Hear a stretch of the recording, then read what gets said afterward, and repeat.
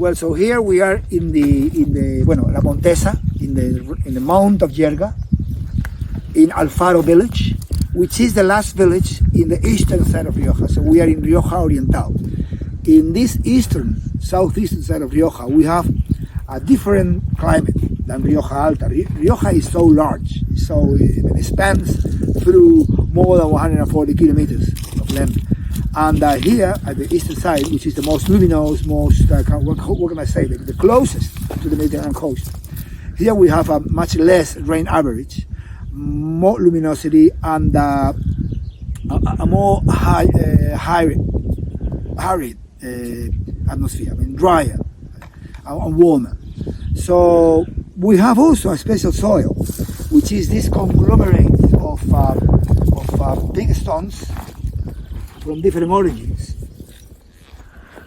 So a conglomerate of pebbles, round stones from sands, from limestone origin, even quartz, also some volcanic ophids, like those ones here. A big complexity, but all is blended with a clay, sand, and silt.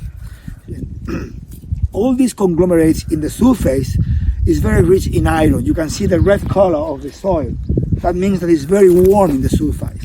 But immediately underneath, we find horizons of 1 meter of depth, or even 5 meters of depth, of calcium carbonate, which is a very, very chalky matter, a very chalky material. No?